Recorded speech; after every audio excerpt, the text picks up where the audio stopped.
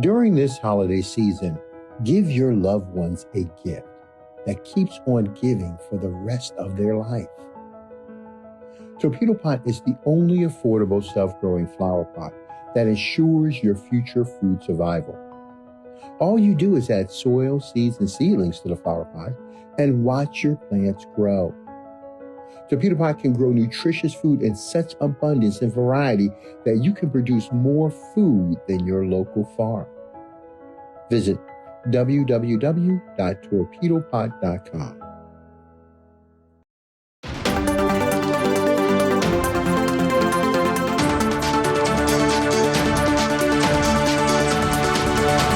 So they have a case that's very similar to Ahmaud Arbery. So you have a brother that was a FedEx driver, and he says he was shot at by a white man during his shift. Now, this brother's 24 years old. He's giving pictures to the authorities of the vehicle he was using for delivery, showing the bullet holes from the shooting. Now, according to what was reported, DeMontario Gibson was on the clock. It said working when two white men attacked him on Monday, January the 24th. It said the white men, they say, were identified as Gregory Case, the father, and Brandon Case, the son. Now, say the young brother had worked for FedEx, and he was delivering packages, they say, in the Jackson suburb of Brookhaven, Mississippi, around 7 p.m. when a white pickup truck drove toward the residence located close to the designated address on the drop. Now, the brother recalls the events of that night, saying that, you say, in my mind, I'm thinking the driver is leaving to go to the store or something like that, but then they get extremely close to me and start blowing their horn. He said, I proceed, he said, to leave the driveway. He said, as I'm leaving the driveway, he said, he starts driving in the grass, trying to cut me off. And he said, after assessing the situation, Gibson says his instincts kicked in and he swerved out of the truck's way. He said Gregory Case was driving the truck. Now, the brother said that he had started hitting the gas and said trying to get out of the neighborhood because I don't know what his intentions are. That's what he had said in a report. Now, he said, I drove down, he said, about 2 or 3 houses, said there's another guy standing in the middle of the street pointing a gun at my windows and signaling to me to stop with his hands. He said, as well as mouthing the word stop. He said, I was shaking my head no. He said, I hide behind the steering wheel and I swerve around him as well. He said, as I swerve around him, he starts firing shots into my vehicle. He said the man standing in the middle, it say, of Junior Trail with the firearm was Brandon Case, 35, the son, obviously. He said, now the young brother talked to the manager, he said, of the FedEx office, say once he was able to get to the end of the street and reported the incident. So he said, the manager said, they're shooting at you. And he said, yeah, he said, head back to the station. He said, as soon as he was able to, he said, however, as he tried to leave the area, he saw the white pickup truck that tried to corner him on the grass, approaching him again. Okay? He said, the brother said, I just went as fast as I could. He said, he chased me all the way to the interstate, he recounted. And he said that the truck stopped following him 10 or 15 minutes after getting on the highway. He said, so he called the office again and spoke to a different manager who told him in the office that they will file a police report in the morning. Now, I said Gibson did not want to wait, so he reported the assault himself. Okay, so he said, I reached out to the dispatch. He said, I let them know, what was going on. I only had a chance to get a little of the story out when he cut me off. And he was like, were you at this address? He said, yes. Okay, he said the dispatch told the man that they had received a call reporting a suspicious person was at the address in question. So Gibson says, he responded, said, sir, I'm not a suspicious person. I work for FedEx. He said, I was doing my job. Okay, so he let him know that. He said, as the brother continued to tell his story, he mentioned that the men shot at him, to which the dispatcher had responded, well, they didn't tell me that. He said, dispatcher took his name down and told him that he would give it to a supervisor to continue to document in their report. Boy, these people, I tell you, these people. He said, so after returning to the FedEx station, he said the first manager examined the van he was using during the day. He said the brother reported that he and the manager found that there were bullet holes in the back of the van, inside packages and everything like that. So the actual bullets went inside the brother's vehicle. He said Carlos Moore of the Cochran firm, he said the attorney representing the brother, showed photos to the outlets of the bullet holes in the truck in packages and one bullet on the floor of the vehicle. It said despite being a uniformed delivery driver for FedEx, it said look that includes the signature of the brand, the color logo. The brother was driving a white Hertz van at the time of the shooting. Now, on Tuesday, January 25th, Gibson and one of his managers returned to Brookhaven to file a report with that city's department. Now, the police report reads, Miss Candace Wells said she was Mr. Gibson's boss. It said the van had at least 2 bullet holes, one in the back door, one in the bumper, 3 packages inside had bullet holes in them. She also had the picture of the bullet that was still lying on the van. It said Gibson said that even filing, the report made him feel violated. It said one of the 3 officers that he spoke to asked him this. Check this out. Did you do anything to make them think that you look suspicious? Oh, so you have a whole crime happen to the brother, and the police gonna ask you, well, did you do anything wrong to make him shoot at you? You know, that's not illegal. But you know, this is Mississippi, of course. This is Mississippi, so we got to make sure we're saying that in the context. The brother said, I felt disrespected at that point because even if I did, they still can't take the law into their own hands. And so I told them all I did was my job. Say if they think that was suspicious, then that was on them. He said, I was like, okay. He said, I just thought I was just asking. You know, he said, so one officer took him, he said, to the back, to the scene of the crime and looked for evidence of the shooting, but nothing was found. Said 6 days after the police report was filed, the father and son turned themselves in. Now, Tuesday, February the 1st, the father was charged with a count of conspiracy assault. It's saying the son was charged with 1 count of aggravated assault. Is that the cases were released on $75,000 or $150,000 bonds that day, actually. So the brother had also said we believe those are 2 light charges. Said we believe it's attempted murder. He said there was no justification under the law. It said to what they did. It said this man done nothing wrong, and we believe it was racially motivated. Duh. Yes, it was racially motivated. Listen, anytime those people do something to us, I will automatically, just by default, you like the computer, you got default settings. I'm going to automatically assume by default settings it's racially motivated until they prove to me otherwise. Because I know how they get down, okay? Especially talking about a place like Mississippi. I know how they get down.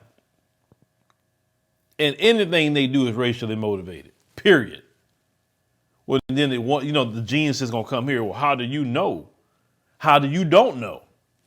It's on you to prove what I said is inaccurate. And black people, you got to take that position. That position, I'm telling you, is a power position. Make them prove it's not, quote unquote, racially motivated. Let's go through your social media history. Let's go through your text messages on your phone. I promise you, between those 2 things right there, your emails, just those 3, I promise you, just based off of kind of how these characters come across, because I'm pretty good at spotting that, it's a certain look they have. I think they say the N-word a lot. I really do. But continuing, it said the brother said that there was alleged that the 2 men who assaulted him are related. See, here we go. That situation on Maud Arbery. They said these guys were related to the Brookhaven Assistant Police Chief, Chris case, which is why the men were allowed to turn themselves in a week later. Oh, okay, so he helped them hide evidence. That's what that was. Let's go ahead and try to hide the evidence. Let's scrub your social media. Delete any email that you think in there. Like do a search on your email with all the N-words in it. Delete all of them. They was helping them scrub it. Okay, I got you. Now it's a police chief. Chief Kenneth Collins says that it is not true, stating that case is not connected to the investigation and was told by the officer he's not related to the father and son. Okay, that's what he claimed. But they got the same name. Okay, well, whatever. He said his attorney said his client plans on approaching the FBI and the Mississippi Bureau of Investigation to open an official investigation and ask the DOJ to prosecute this as a hate crime. Well, good luck with that. Good luck with that with Biden's DOJ. Good luck. They said Moore said that his client's experience has a striking resemblance to the shooting of Ahmaud Arbery. Of course, we know the whole story with that. He said it's just sad that it happens. He said it seems to be a copycat duo a copy and offered Ahmaud Arbery case. Said they saw this man as a black man, and they just hauled off and shot at him multiple times. At least the younger son did. He said the older guy tried to entrap him. He said they were working concertedly to try to entrap and kill this man. I mean, they shot at him several times. It's amazing he survived. And say Gibson, now this is the bad part. Now, he started working at FedEx during the pandemic in July 2021. It's saying despite the traumatic incident, FedEx did not change his delivery route.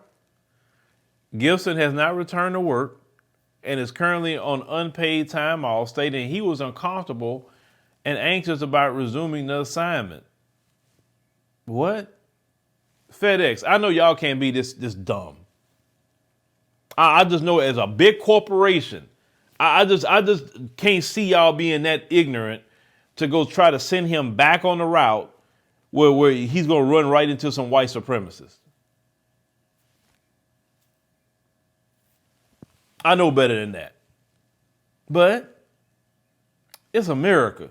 So it's kind of to be expected. I wonder if these two guys in this story listen to Joe Rogan. I'm pretty sure they do. Now they say he's awaiting, for the delivery service to find a different route for him. Brother, listen, I wouldn't even work with them people no more. Matter of fact, since you got a lawyer, I would talk to my lawyer about a civil suit or whoever you need to bring in as a civil suit, okay?